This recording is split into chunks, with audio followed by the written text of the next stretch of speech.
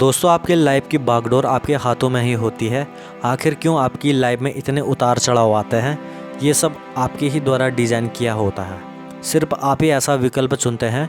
आप ही होते हैं जो सफलता चुनते हैं। आप ही होते हैं जो असफलता चुनते हैं। आप साहस भी चुनते हैं तो आप डर को भी चुनते हैं। आपको इतना याद रखना है कि हर एक पल आपको नया विकल्प देती है। ऐसे में आपके पास कई मौके आते हैं कि आप चीज़ों को अलग अलग नज़रिए से देखें और अपने लिए एक सकारात्मक रिजल्ट की खोज करें। तो हैबिट नंबर 1, बी प्रोएक्टिव। दोस्तों, प्रोएक्टिव होने का मतलब होता है कि खुद के लिए जिम्मेदार होना। आप हर चीज़ के लिए अपने फैमिली पर निर्भर नहीं रह सकते हैं और ना ही उन्हें किसी बात पर ब्लेम कर सकते हैं। कुछ लोग मानते हैं कि वे काफ़ी जिम्मेदार पर्सन हैं, लेकिन वे अपने व्यवहार के लिए खुद के जेनेटिक्स या परिवेश को दोष नहीं दे सकते हैं। उन्हें पता होता है कि वे अपना आचरण खुद बनाते हैं। ऐसे में दूसरे किस्म के लोग काफ़ी रिएक्टिव होते हैं। वे हमेशा अपने भौगोलिक माहौल को ही दोष देते हैं। मान लो मौसम बहुत अच्छा है तो उन्हें बहुत अच्छा लगता है, लेकिन मौसम ख़राब है तो उन्हें उनके स्वभाव को बदल देता है। ऐसे में वे मौसम को दोष देने लगते हैं। आप अपनी प्रतिक्रिया का चुनाव खुद कर सकते हैं। क्या आप बोलते हैं आपका व्यवहार कैसा होता है, ये इस बात पर निर्भर करता है कि आप खुद को कैसे देखते हैं। एक प्रोएक्टिव इंसान का आचरण भी प्रोएक्टिव ही होता है। Habit number 2, begin with the and in mind. दोस्तों, आप बड़े होकर क्या बनना चाहते हैं, या फिर आपने बचपन में जो सपना देखा था, क्या वो अब पूरा हो रहा है, या फिर आप अपने सपने की कगार पर पहुंच गए हैं? शायद इस बात का सटीक जवाब किसी के पास भी नहीं है। एक क्षण के लिए सोचो कि आपने जिसका सपना देखा था, क्या आप वो पूरा कर रहे हैं जो आप बनना चाहते थे? कई बार लोग खुद को ऐसी जीत के लिए प्रेरित करते हैं जो खोखली होती है। ऐसी जीत के लिए आपको कई चीज़ों को गंवाना पड़ता है। हैबिट नंबर 2, आपकी कल्पनाओं पर आधारित है, यानी आपकी वो क्षमता जो आपको वो दिखा सके जो आपकी आंखों ने नहीं देखा है। यानी कि हर चीज़ का निर्माण जो 2 बार होता है, पहला मेंटल क्रिएशन और दूसरा फिजिकल क्रिएशन। अगर आप अपनी लाइफ को विजुअलाइज नहीं कर पाते हैं तो आप क्या बनना चाहते हैं और क्या करना चाहते हैं और आपकी लाइफ कैसी होगी, ये आप दूसरों पर छोड़ देते हैं। हैबिट नंबर 2 इस बारे में है कि आप किस तरह से अपनी क्वालिटी को पहचानते हैं। अंत को ध्यान में रखकर आरंभ करने का मतलब है कि हर दिन के काम की शुरुआत एक क्लियर विजन के साथ करना ही हमारी दिशा और मंजिल क्या हो सकती है, और फिर प्रोएक्टिवली उस काम में लग जाना। Habit number 3, put first things first. एक बैलेंस जीवन जीने के लिए आपको इस बात पर ध्यान देना होगा कि आप हर एक चीज़ नहीं कर सकते हैं। खुद को अपनी क्षमता से अधिक व्यस्त करने की ज़रूरत नहीं है। जब ज़रूरी हो तो ना भी बोल सकते हो, और ऐसा करने में हिचकिचाहट नहीं होनी चाहिए। आपको अपनी प्राथमिकता पर फोकस करना है। हैबिट नंबर 1 कहती है कि आपको प्रोएक्टिव होना या न होना, ये आपकी चॉइस है। हैबिट नंबर 2 कहती है कि पहले आपको चीज़ों को विजुअलाइज करना है, फिर जाकर फिजिकल क्रिएशन के बारे में सोचना है। इस हैबिट में हैबिट नंबर 1 और 2 का समागम होता है। हैबिट नंबर 3 सिर्फ लाइफ मैनेजमेंट के बारे में नहीं है, बल्कि आपका पर्पस क्या है, आपकी वैल्यू क्या है, आपका रोल क्या है, आपकी प्राथमिकता क्या है। आपकी लाइफ में महत्वपूर्ण चीज़ें वो हैं जिससे आप व्यक्तिगत रूप से मूल्यवान बनाते हैं। आपका प्राथमिक चीज़ों को तवज्जो देने का मतलब है कि आप अपनी ऊर्जा अपने द्वारा सेट की गई प्राथमिकता को दे रहे हैं। Habit number 4, think win win. ये आपके अच्छा होने के लिए नहीं है, ये आपके कैरेक्टर पर आधारित एक कोड है जो आपको दूसरों से इंटरेक्ट और सपोर्ट करने के लिए है।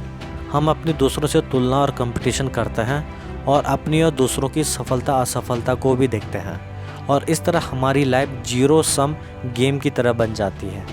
विन विन का मतलब ऐसे समझौते और समाधान के लिए है जो सभी के लिए फ़ायदेमंद है। ऐसे में जब एक व्यक्ति विन विन एटीट्यूड के तरह अपनी समस्याओं को हल करने की कोशिश करता है तो उसके अंदर 3 बातें होती हैं: इंटेग्रिटी, मैच्योरिटी और एबंडेंस मेंटालिटी। बहुत से लोग आइदर और के टर्म से सोचते हैं कि या तो ऐसा होना चाहिए या फिर कुछ और हो सकता था। विन विन में आप साहस और सूझबूझ के बीच बैलेंस करते हैं। ऐसे में आपके अंदर सहानुभूति के साथ साथ आत्मविश्वास भी होना चाहिए। आपको सिर्फ विचारशील या संवेदनशील नहीं होना है, बल्कि बहादुर भी बनना होगा। Habit number 5, seek first to understand then to be understood. Communication हमारी लाइफ की सबसे ज़रूरी स्किल है। आप और हम कई साल लिखने और पढ़ने और अच्छे से बोलना सीखने में लगा देते हैं, लेकिन सुनने का क्या? क्या आपने ऐसी ट्रेनिंग की है जहां आपको दूसरों को सुनना सिखाया जाता है ताकि आप सामने वाले को अच्छे से सुन और समझ सकें? शायद नहीं। आखिर क्यों? अगर आप भी दूसरों की तरह हैं तो आप भी पहले अपनी बात समझाना पसंद करते होंगे। ऐसा करके आप सामने वाले को पूरी तरह से इग्नोर कर देते होंगे। आप दिखावा करते हैं कि आप सुन रहे हैं, पर आप असल में सिर्फ शब्दों को सुनते हैं और उसके असली मतलब को मिस कर देते हैं। ज़रा सोचो ऐसा क्यों होता है? क्योंकि कई लोग सिर्फ ये सोचते हैं कि हमें तो सिर्फ सुनना है। आप अपने मन में दूसरे के प्रति धारणा बना लेते हैं कि सामने वाले से क्या पूछना है या फिर अगला क्या बोलना चाहता है। शायद आपको लगता होगा कि अपने अनुभवों से दूसरों को रिलेट करने में क्या बुराई है। कुछ कंडीशन में ऐसा करना भी उचित हो सकता है। Habit number 6, synergise. आसान भाषा में कहे तो दो दिमाग एक से बेहतर है, और सिनर्जाइज करने का तात्पर्य है रचनात्मक सहयोग देना। ये एक टीम वर्क की तरह है। ये एकदम खुले दिमाग से पुरानी समस्याओं के निदान को हल करने जैसा है। लेकिन ये सब कुछ खुद नहीं होता है, ये एक प्रोसेस की तरह है, और उसी अनुभव से लोग अपने एक्सपर्टीज़ का उपयोग कर पाते हैं। अकेले के बजाय वे ग्रुप में बेहतर रिजल्ट देते हैं। जब लोग आपस में बातें करते हैं और एक दूसरे से प्रभावित होते हैं, तब आपसी मतभेद नए तरीक़ों के आविष्कार की क्षमता कई गुना बढ़ा देते हैं। क्या आप लोगों के बीच मेंटल, इमोशनल और साइकोलॉजिकल अंतर होते हैं? क्या आप उन्हें महत्व देते हैं? क्या आप चाहते हैं कि सभी आपकी बातों को मानें और समझें, जिससे आप आगे बढ़ सकें? Habit number 7, sharpen the Shaw.